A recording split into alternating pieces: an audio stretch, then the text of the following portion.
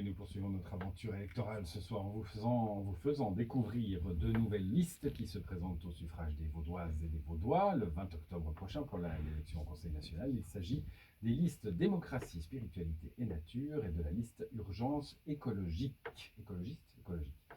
Bon, les règles, je vous explique les règles du duel parce qu'elles sont complexes. Deux candidats avec moi en studio. On commence par une interview avec le premier interview pendant laquelle le second candidat peut intervenir une fois et aussi poser une question à la fin. Ensuite, on change les rôles. Si vous n'avez rien compris, vous écoutez, vous comprendrez très vite. Voilà. Je vous les présente, ces candidats. François de Simental, bonsoir. Bonsoir. Vous êtes représentant de la liste démocratie, spiritualité et nature. Et Tom Valli, bonsoir à vous. Bonsoir. Vous êtes, candidat unique de la liste urgence écologique. Voilà. Absolument. Nous commençons avec François de Simental et cette liste démocratie, spiritualité et nature, liste numéro 11. Alors, on dit démocratie, c'est ce qui sera marqué sur le bulletin, mais vous insistez sur démocratie directe. Absolument, mais c'est écrit sur le bulletin démocratie directe, spiritualité avec un S et nature. On a dû se battre plusieurs fois. Sur les listes qu'on a reçues, on n'avait que démocratie. Ah, c'est une erreur. Alors, vous avez reçu ça, on a eu beaucoup d'histoires avec ce nom de la liste. D'accord. On nous a accusé d'être une liste bouffie ou boursouflée, mais chaque mot compte et on insiste sur le mot démocratie directe, spiritualité alors, on va rester un petit pluriel. peu sur cette idée de démocratie directe. Oui. Vous pensez, alors on est envié à travers le monde pour notre système de démocratie directe. On peut aller un peu plus loin selon vous? Oui, notre avis, c'est qu'il faut revenir aux racines qui ont fait le succès de la Suisse, aux valeurs de base, qui sont justement la démocratie directe. Alors maintenant, on parle en technique juridique de démocratie semi-directe, et à notre avis, cette démocratie soi-disant directe ou semi-directe n'est en fait qu'un leurre. On voit qu'il y a très peu d'initiatives fédérales qui passent. C'est un peu de la poudre aux yeux, mais qu'il faut revenir au génie. C'est un hochet pour faire plaisir au peuple? À mon avis, pour l'instant, la démocratie soi-disant directe suisse n'est plus une démocratie directe. Et les initiatives ne sont plus respectées comme elles le devraient. C'est très rare qu'elles passent. Et en plus de ça, les rares fois où elles passent, elles ne sont pas appliquées. Donc il y a un problème dans la démocratie directe suisse et on voudrait revenir aux valeurs de base de la Suisse qui sont justement cette démocratie directe où on respecte le peuple. Le peuple en Suisse, il ne faut pas l'oublier, c'est le souverain. Nous sommes le souverain. Sur lesquels vous souhaiteriez que le peuple puisse voter, et ce n'est pas le cas parce qu'on sait que tout ne passe pas devant le peuple. Absolument. Parce que les accords internationaux, le Mercosur récent, par exemple, ne passera pas devant le peuple. Il y a énormément de sujets très importants qui ne passent pas devant le peuple. Et actuellement, même le monde politique suisse ne respecte pas même notre constitution. Il y a des articles dans la constitution, notamment l'article 99, qui dit qu'au moins 2/3 du bénéfice net de la Banque nationale suisse doit être distribué au canton. Ce n'est pas le cas. On ne distribue pas ce bénéfice. On écrit une simple lettre entre la BNS et le département fédéral des finances où le montant est limité à 2 milliards.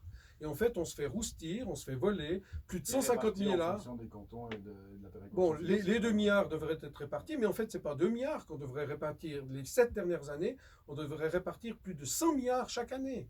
Donc, vous imaginez que si on avait ces 100 milliards de bénéfices réels nets de la Banque nationale suisse qui doit inclure dans le bénéfice net la création monétaire comme c'est prévu par la Constitution fédérale et par les us et coutumes suisses, tous les budgets cantonaux, où on serre la vis, où on prend l'argent dans la poche des pauvres pour le donner aux riches, c'est inadmissible. On est au bout du système et on ne respecte pas notre propre constitution. Alors, vous avez lancé cette liste, on va peut-être expliquer un petit peu le comment.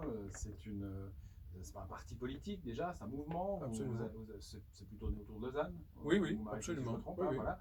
Et puis, vous vous êtes tiré au sort. Alors, il y avait des gens intéressés et on a tiré au sort qui ferait quoi? Absolument.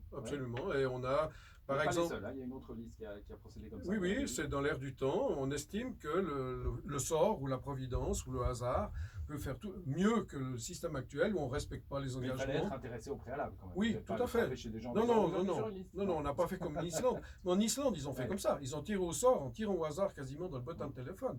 Nous, on a pris des personnes intéressées par le mouvement, qui avaient déjà une certaine culture politique, un certain esprit de résistance, je dirais. Et parmi nous, cooptés, on a tiré au sort l'ordre d'apparition sur les listes. On a donc présent 2 listes 11 dans le canton de Vaud, 2 listes 24 dans le canton de Fribourg, et on a des semi-listes dans le canton de Neuchâtel et Berne sous le nom Modernocratie. Vous avez essayé de faire prendre ça en Valais ou pas? Oui, on a essayé. Oui. Le Valais, c'est pas si facile qu'on croyait. On a eu des candidats, mais on n'avait pas assez de force pour récolter les signatures dans le Valais. Bon. Donc, démocratie directe, pas de programme à proprement parler. On ne trouve pas un programme, vous n'avez pas eu le temps d'en rédiger un, mais par contre, vous affichez des soutiens très nets à certaines initiatives populaires. On revient à l'idée de la démocratie directe. Pourquoi avoir choisi cette façon-là, finalement? Parce que ça, on ne sait pas trop où on est, du coup. Hein, une bonne partie de nos membres, en fait, viennent de Monnaie Pleine. Et on a été déçus de la manière dont la politique suisse a traité Monnaie Pleine, qui est une initiative extrêmement simple. On résumait en quelques mots des choses très compliquées. Les fameuses monnaies scripturales. Hein, voilà. Donc, et on a été maltraité par le système politique suisse qui a menti. Le Conseil fédéral a menti. L'establishment suisse, les grands partis suisses ont menti. Il y avait toute une conspiration vraiment contre Monnaie Pleine, qui est une initiative fédérale populaire. Et il y a un endroit où on a gagné, c'est la ville de Genève, la ville des banques. On a gagné pendant plusieurs heures, on a été déclaré vainqueur et ils ont triché les votations. Alors bon, ça je laisse, c'est la responsabilité de ces Ah oui, je tiens. C'est votre complot, mais enfin bon, voilà, on va vous le laisser.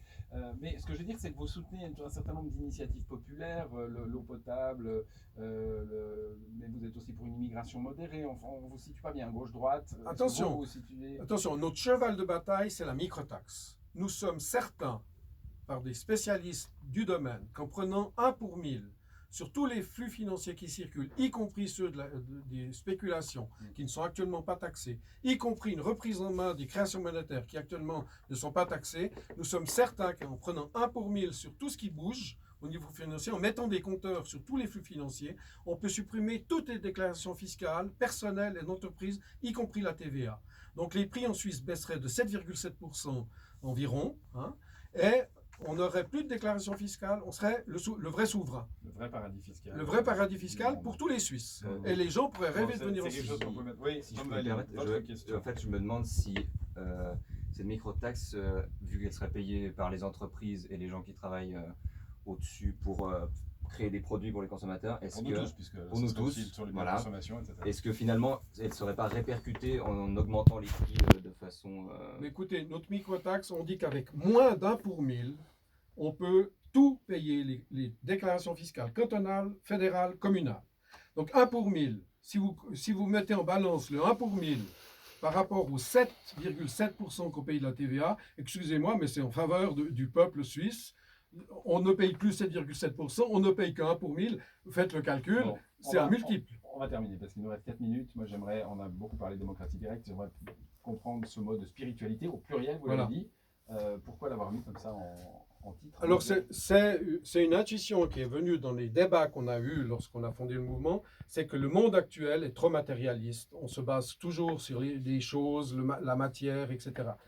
Les chiffres, voilà. Et nous, on part du principe que ce qui nous manque actuellement dans la société, c'est des spiritualités avec un S majuscule à la fin, parce qu'ils nous le supprimaient chaque fois. Donc, on a dû modifier la liste en mettant un S majuscule en capital à la fin.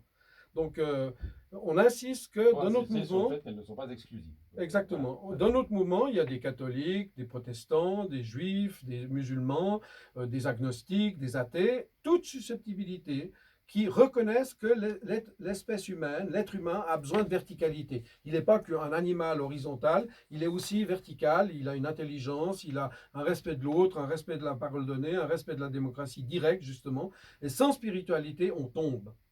Et le monde actuel est en train de tomber parce que justement, on ne se respecte pas. Ça se traduit, parce que c'est un beau laïus d'ailleurs, mais ça se traduit dans des actes concrets, que devrait faire le Conseil fédéral, par exemple, ou l'Assemblée fédérale. Alors déjà, un des des principes du droit, c'est de dire, pour qu'on ait la paix, il faut la justice. Pour avoir la justice, il faut qu'on tienne les engagements, les contrats. Actuellement, le Conseil fédéral et l'establishment suisse, en majorité, ne tiennent pas les contrats. Ils ne respectent pas la Constitution fédérale. De spiritualité, dites-moi. Alors, la spiritualité, c'est de dire, je respecte ma parole, je tiens ma parole. Je respecte le contrat qu'on a fait, nous deux, entre égaux. On est tous des souverains autour de cette table. Si on établit un contrat entre nous, c'est une question spirituelle. D'ailleurs, le mot spiritualité signifie aussi qu'on veut de l'humour. Hein. La spiritualité, ça signifie aussi qu'on aimerait bien rire, on aimerait être heureux. Mais actuellement, dans le monde actuel, excusez-moi de le dire, mais le monde devient malheureux parce que justement, il n'accepte plus cette spiritualité qui inclut l'humour.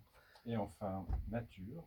Alors nature, ça c'est l'essentiel. Si notre maison commune brûle, il ne faut pas commencer à parler de n'importe quoi, sauf de l'urgence qu'il y a à éteindre un feu. Notre maison brûle, notre maison commune brûle. Et là, je pense que mon protagoniste, qui n'est pas vraiment protagoniste, parce que là, on est d'accord, la maison brûle, au lieu de parler des petites fleurs, on fait mieux d'aller prendre un seau d'eau. Nous regardons ailleurs, disait Jacques Chirac, notre maison brûle et nous regardons ailleurs. Voilà. C'était des propos. Vous sentez l'impuissance politique à régler cette affaire du climat, par exemple? Mais ils me font rire, c'est que des mots creux, alors que nous, on veut passer très concrètement. Déjà, si vous avez un système économique honnête, correct, l'essentiel de la pollution vient de notre système économique qui est poussé à produire des objets camelots. C'est absurde de produire des déchets, de la camelote, des produits obsolescents. On fabrique exprès des choses qui vont être cassées très vite, qui vont brûler dans nos incinérateurs, qui vont nous donner des dioxines, qui vont nous donner le cancer. C'est absurde, il y a un moment, il faut arrêter. Tom Valli, vous avez droit à une question. J'imagine que là, on est dans votre zone.